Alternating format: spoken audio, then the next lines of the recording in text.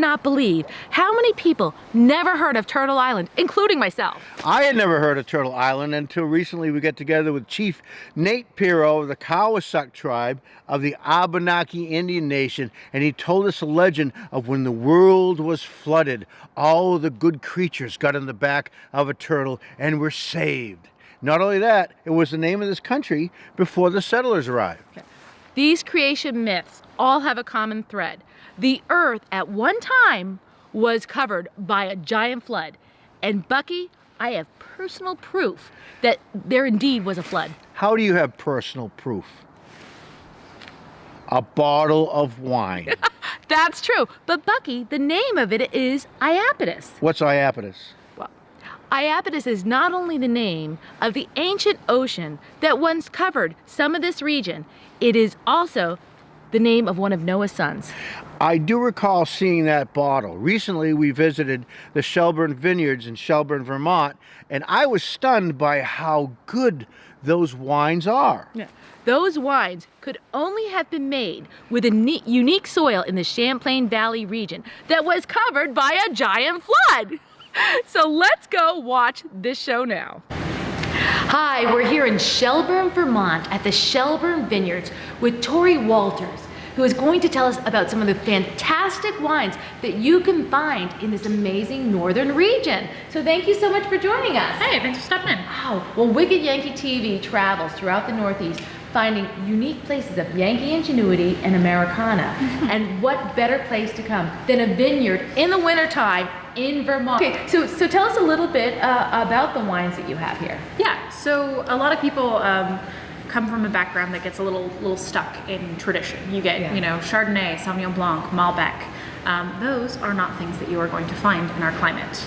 Obviously, mountains of snow puts a little bit of stress on those conventional styles of grape varieties. Right. So we work with sort of more unique, cold hardy, hybridized varietals that are sort of created and crossbred specifically for this climate.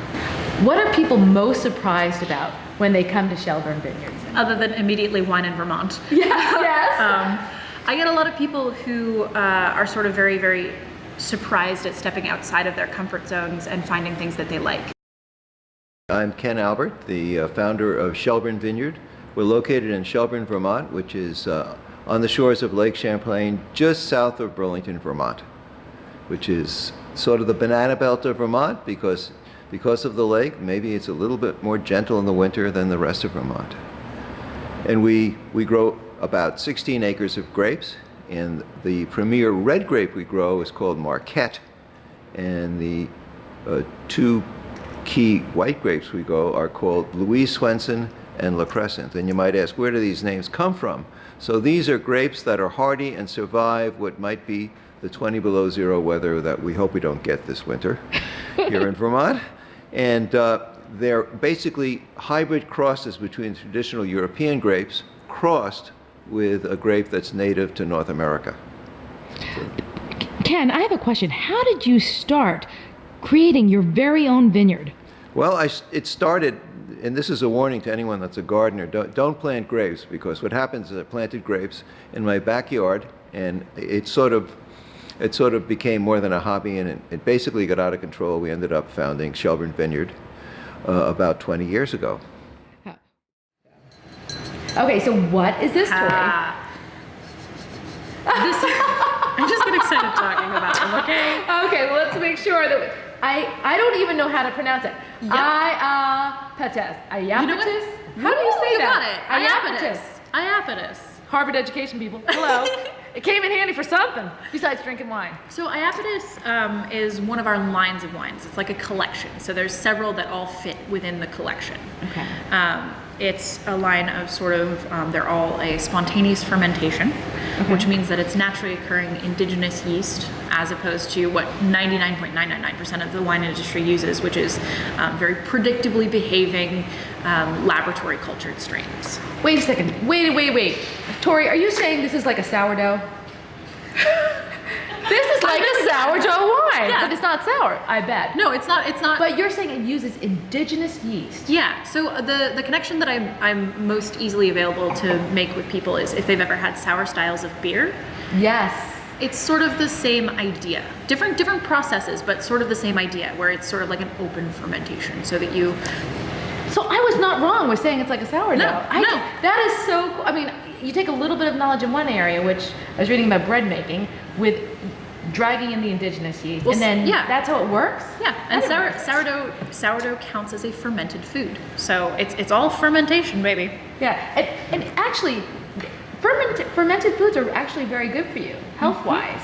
And Yep. people don't think about that. They think of fermented foods as maybe not being good, but they actually are very good for your gut, your gut. microbiome. Microbiology, right there in your intestine. That's fantastic. But what does the name Iapetus. Iapetus, what does that mean? So my winemaker has very much, we were talking about that sense of terroir. Ethan, our winemaker, takes it almost a step further. He's very interested in geology, specifically the geology of the Champlain Valley. Love it. And something that used to be here is an ancient ocean. And the name of the ancient ocean is called Iapetus. I didn't realize that. I love geology. Yeah. I say to Bucky all the time, when we drive into this area, this whole thing used to be a giant ocean. Yeah. And that's why it's such a, I mean, I'm a big fossil person. Yeah. So that's Iapetus with the name of the ocean? For, yeah. That's great. And it sort of ties into Ethan's love of doing sort of like very, very much place-driven wines. Yeah. And how long has Ethan worked here? Forever. Forever. For all of eternity. So he really takes terroir and really uses that in developing and creating these wines that will really just knock it out of the park with saying this is so indigenous to this area. Exactly. That's great. Yeah. I can't. And Iapetus is sort of his little brainchild. Yeah, this his baby. His special baby. Well, I would love to try. Yeah. So this is the Iapetus is the line. Yeah. Subduction is the wine specifically. Oh, that sounds. Yes. Subduction. Subduction. As in a geological term, which is in subduction is when you use the two plates and one plate goes underneath another plate, and sometimes that causes. Actually, that's very cool because that's what's happening all the time, and people don't realize that. Exactly. So this is subduction. This is subduction. This is going to be 100% Marquette, and again, it's that spontaneous fermentation. 9 months in oak. I think it's this like beautifully funky, interesting, very, very complex wine. So like on Valentine's Day when you light the candles and you put a fire in the fireplace and you pour your wine, that's called the art of subduction. It's getting hot in That's here. adorable. Jeez, it's getting hot. Wow. Yeah. I know what he means now. I mean, well, first off, I could be wrong because I'm always figuring things out as I go. But when I'm tasting this,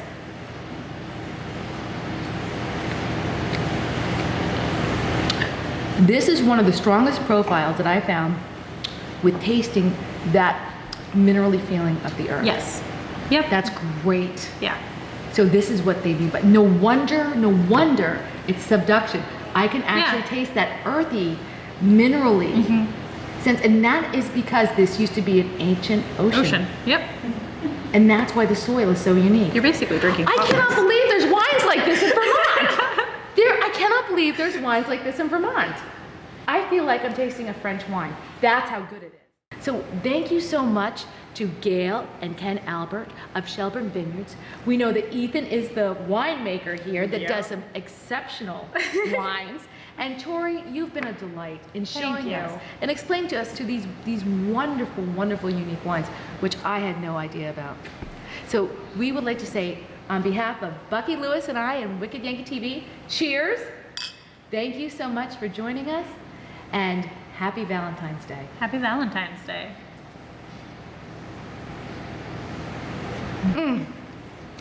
That's delicious.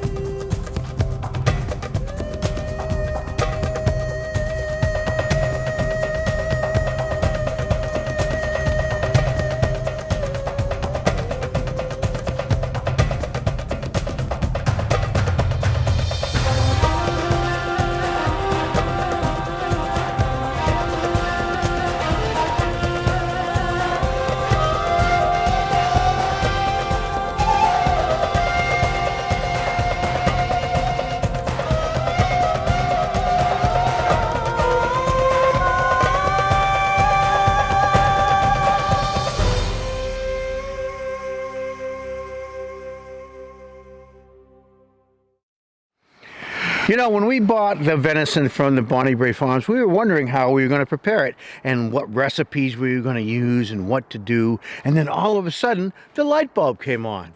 Who better to help us prepare it than one of the best chefs in New Hampshire, Jeff Fournier from the Thompson House Eatery in Jackson, New Hampshire. What he did with the red deer meat was amazing. It was great. We're here in Jackson, New Hampshire with one of our favorite chefs in the entire Northeast, Jeff Fournier of the Thompson House Eatery. Thanks again, Jeff, for joining us. Good to be here. Oh, thank you. It is wintertime, it's freezing outside, and you have a special dish that you're going to prepare for us. Exactly. Well, we're going to be working on some farm-raised red deer that you guys got from Bray Farm in Plymouth, New Hampshire, which is really nice to be able to use a local product. I'm going to do kind of a classic technique that I like to do with venison, where we're making a rub based on a little bit of fresh ground coffee. This coffee is actually from the local roaster called Good Vibes. It smells so and good. they've been around. This is what they call their Firekeepers blend, which is a special thing that they're doing for us. And we have already taken some coriander and fennel seed and toasted that out in the pan and then ground it up. And then basically we're going to just kind of mix these together to make a rub, and the coffee creates this really nice deep flavor that is going to go really nicely for this time of year. And venison obviously is really nice in the fall and the winter. You know, it's just really great thing. So what we're going to do is we have the French rack. So this came to us from the farm already French, so the meat has been taken off of the bones. And then we're really using the loin, which is coming from the back of the deer.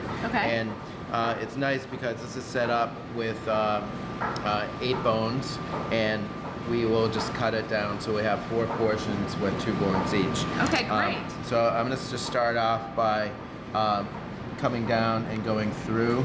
Oh, that knife is so sharp. Through the loin. And you'll see, you know, what we try to pay attention to, and actually a little easier to cut it from the bone side and look at how it's gone through, and especially if it's been butchered in a way where maybe some of the chine bone is left on here, you might not be able to get through without a cleaver. So this is really a pretty nice portion for venison. You know, it's similar to doing a lamb chop or something like that, where you only need about 5-6 ounces of meat. It's pretty rich. Right. So we're going to cut this last one so that we end up having 4 portions of 2 bones each. And what we'll do after we roast it and cook that off is cut them up the middle and then open them to present it. Oh, nice. So what we're going to do first, we're going to add a little bit of, well, I say a little, but a good dusting of salt. Is that kosher salt? We're using a kosher salt, coarse grind. We'll do just a little bit of pepper. We don't need that much because we're going to be adding all this coriander and fennel and coffee to it. A lot of this salt is going to kind of wash off as we're basting it. We've seasoned it with salt already. We're basically going to mix and do about a 50-50 mix of coffee with our rub of coriander and fennel seed. Can I just smell that? Let me see. Yeah. That smells so good. So good. And then it gets pretty caramelized when it's on here on the actual venison. So from here, we're just gonna liberally kind of rub it. A lot of it's not gonna actually kind of stick to it, as you'll see. Right. So we're just getting the back side there. We'll turn it over. What cuisines use coriander a lot? Really, well, a lot of them do. You'll see it a lot in we do a Moroccan style spice rub to do on a chicken. You'll see it in sometimes in like a Chinese 5-spice style kind of thing. It's really, you know, and it's cilantro in the end of the day, right? So Right. I think a lot of people don't realize that coriander and cilantro are are the same plant. thing. Yeah. That's the difference between the seed and the actual plant. Right. But the roasting's really important to bring out the flavor.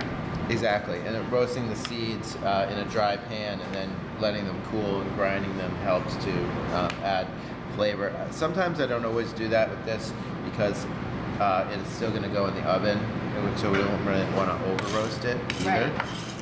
So it's always a careful balance. Exactly. All right, so at this point now we're going to need to move over to the stove and start searing these and basting them with a little bit of butter. And then we'll get them in the oven, and then we'll start doing our saute, which we're going to be doing, pairing this with a ginger-laced carrot puree and some roasted parsnips and little beet greens. And then we have a jus made from some bones. I like au jus. That sounds good. All right. Okay, good. Starting out with a carbon steel pan with grapeseed oil here. We have our venison racks that have been seasoned with salt and pepper and our coffee and coriander rub. So we're going to basically just add these into the pan to start searing them off.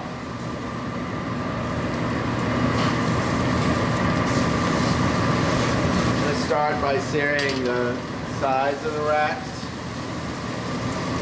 a little bit. I'm going to add a little bit more grapeseed oil so we have enough to baste the tops.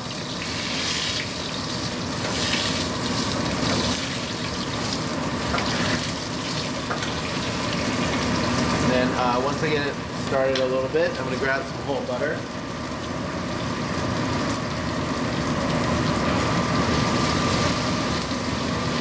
And adding the whole butter is going to help us to be able to brown the meat a little bit and bring out some of the flavors of it with the coriander and the coffee.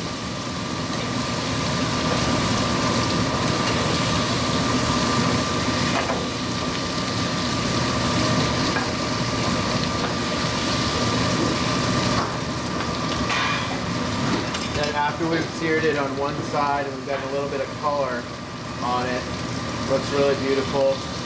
We want to make sure we don't go too heavy or too dark because by the time we go into the oven to roast it for our final temperature, we'll end up having it too dark and too caramelized. So we're going to take another minute and baste this with butter.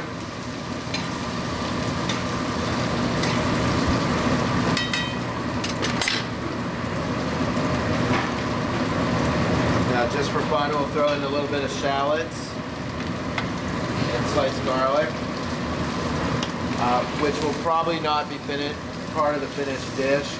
We'll pull them out. They'll probably get a little too browned in the oven, but we will be able to get the flavor out of them.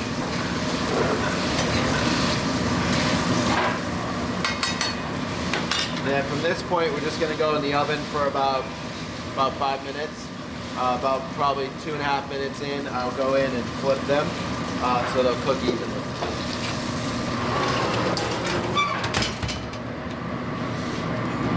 And that's that.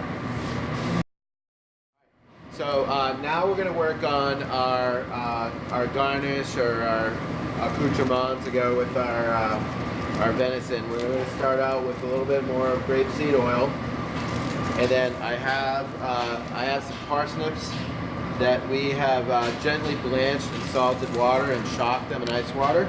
So we're going to start out with these. So it just gives us a little bit of a head start on the cooking time.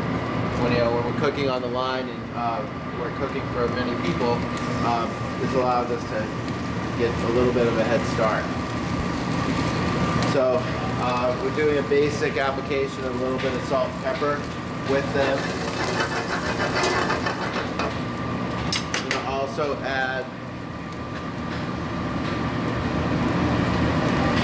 a little bit of butter to brown the parsnips. Will help to bring out the sweetness in them.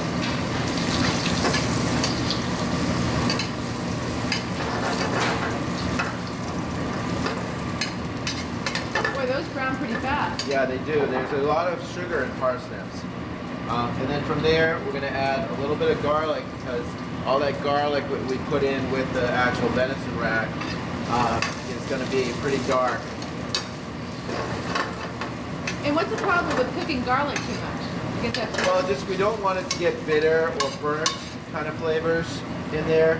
I mean, having the kind of roasted flavors are really positive, but we don't want to go too far. right.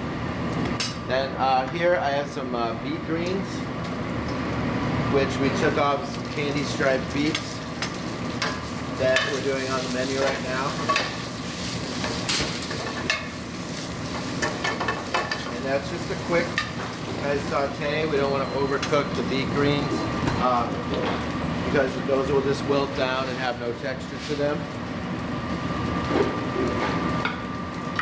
And a lot of times when I'm doing beet greens or Swiss chard or spinach, we'll be finishing with a little bit of fresh lemon juice. Bring that acid out for your palate.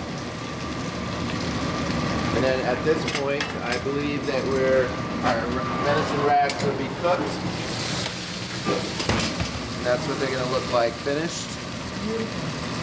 And then we just let them rest.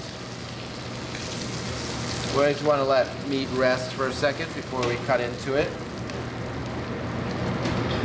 And as you can see, all that garlic and shallot got a little bit dark in the oven. Smells wonderful though. We're going to just start plating. I have 4 plates ready. We're going to start by doing a little kind of spoon push it. If you can see this, it's a ginger carrot puree. The ginger smells fantastic. So we're going to start off by just doing a little, we call a spoon push of the puree. A flourish, right? That smells so good. Just to give us a base, and that will work to give us a little bit of sweetness with the parsnips and all of that. It really is so important to balance the flavors. Yes. It's beautiful.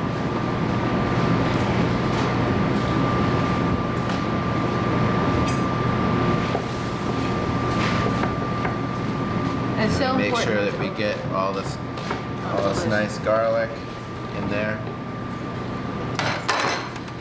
All right, and then so we have the parsnips, the beet greens, the garlic, the ginger carrot puree, and now that we've let the venison racks rest for a second, so that we are prepared to cut them up the middle.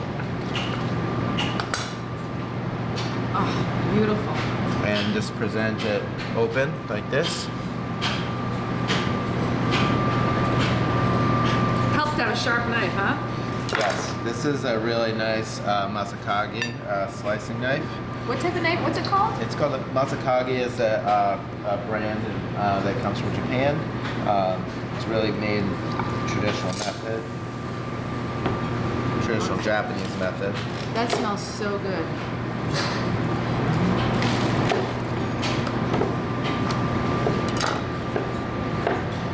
I think it came out pretty perfect, actually.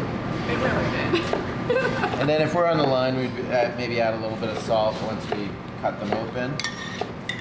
And then from here, we're going to take a little jus made from bones for our sauce.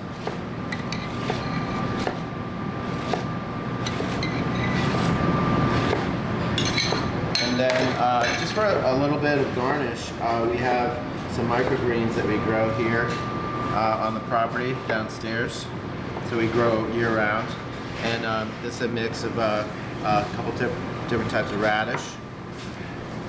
And it just gives a little bit of bite and green to a plate that is a little bit more meat and potatoes kind of based, you know? It kind of has that feel to it. That looks wonderful. And that's that. So thanks, Kate, for joining us. I can't wait to taste what Jeff made for us today. This is the red deer from Bonnie Bray Farms in Plymouth, New Hampshire.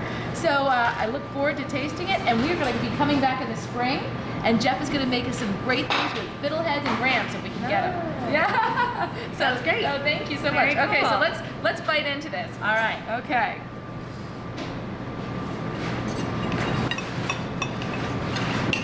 A little bit of everything here. Yeah. Bye.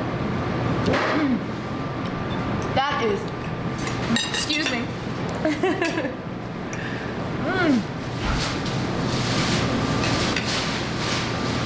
That is so good. And the ginger in that carrot puree is fantastic. Ah, well, thank you so much, Kate, for inviting us in to Thompson House Eatery in Jackson, New Hampshire. And Jeff, you're an amazing chef. Thank you so much. Thank you. Bucky and I can't wait to come back next time. So thank you for joining Bucky Lewis and I with Wicked Yankee TV, and we'll see you next time. Thank you. We love Wicked Yankee TV!